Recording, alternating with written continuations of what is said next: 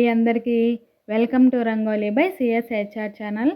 కథలోకి వెళ్ళే ముందు మన ఛానల్ని సబ్స్క్రైబ్ చేసుకొని వారు ఎవరైనా ఉంటే ప్లీజ్ సబ్స్క్రైబ్ చేసుకోండి ఫ్రెండ్స్. గోదావరి జిల్లాలోని ఒక గ్రామంలో కాంతమ్మ అనే ఒక మహిళ ఉండేది. ఆమెకు 2 కొడుకులు. పెద్ద కొడుకు రమేష్, చిన్న కొడుకు సురేష్. రమేష్ భార్య లక్ష్మి, సురేష్ భార్య సీత. కాంతమ్మకు ఒక పెద్ద లోపం ఉండేది. ఆమె చాలా పిసినారి. డబ్బు ఖర్చు పెట్టడం అంటే ప్రాణం పోయినట్టే భావించేది. ఇంట్లో బియ్యం సంచులు నిండుగా ఉన్నా బియ్యం అయిపోతుంది, తక్కువగా వండండి అనేది. పాలల్లో నీళ్లు కలిపేది. కొత్త బట్టలు కొనమంటే పాతవి ఇంకా చిరగలేదు కదా అనేది. పండుగలు వచ్చినా సరే ఇంట్లో ఒక్క రూపాయి ఖర్చు పెట్టేది కాదు. లక్ష్మి ఎంతో ఓర్పుగా ఉండేది. కానీ కొత్తగా వచ్చిన తోడికోడలు సీతకు ఇవన్నీ చాలా కష్టంగా అనిపించాయి. ఒకరోజు సీతకు జ్వరం వచ్చింది. అత్తయ్య హాస్పిటల్కి వెళ్దామా అంది. 2 రోజులు పడుకుంటే తగ్గిపోతుంది, డాక్టర్లకు ఎందుకు డబ్బులు అంది కాంతమ్మ. సీత బాధపడింది. మరోసారి ఇంటికి బంధువులు వచ్చారు. ఇంట్లో మంచి బియ్యం ఉండగా కాంతమ్మ చెడిపోయిన పాత బియ్యంతో అన్నం వండించింది. అతిథులు తినలేక ఇబ్బంది పడ్డారు. అయినా కాంతమ్మకు ఏమాత్రం బాధ లేదు. రోజులు గడిచాయి.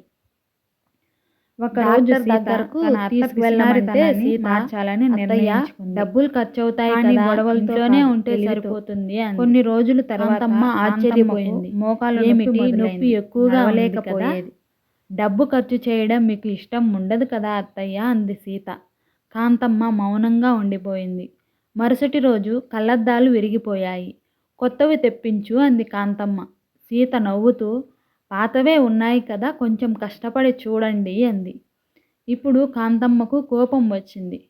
నేను ఇబ్బంది పడుతున్నాను కనిపించడం లేదా అని అడిగింది. సీత మెల్లగా అత్తయ్య నాకు జ్వరం వచ్చినప్పుడు కూడా నేను ఇలాగే ఇబ్బంది పడ్డాను అంది.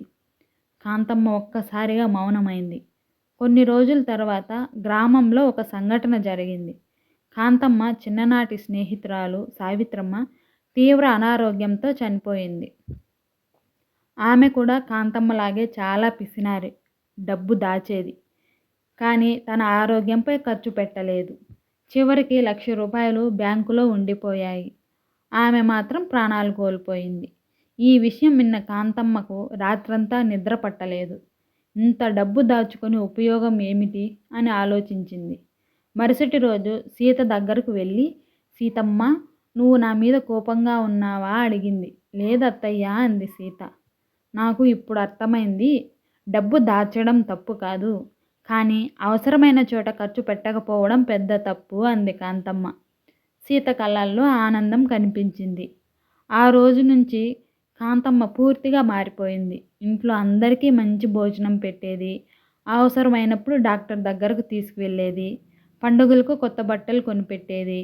పేదవారికి సహాయం చేయడం కూడా మొదలుపెట్టింది. ఆ మాట విని ఒకసారి సీత ఆనందపడ్డారు. అత్తయ్య మీరు ఇంతగా ఎలా మారిపోయారు అని. గ్రామంలో కాంతమ్మ నవ్వుతూ పిలవలేదు.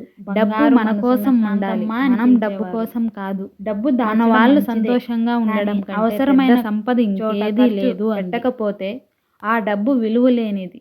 ప్రేమ, ఆరోగ్యం, కుటుంబ సంతోషం కంటే పెద్ద సంపద ప్రపంచంలో లేదు.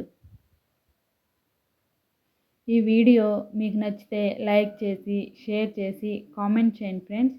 ఇలాంటి వీడియోస్ కోసం మన ఛానల్ని ప్లీజ్ సబ్స్క్రైబ్ చేసుకోండి. వీడియో లాస్ట్ వరకు చూసిన ప్రతి ఒక్కరికి థ్యాంక్ యూ.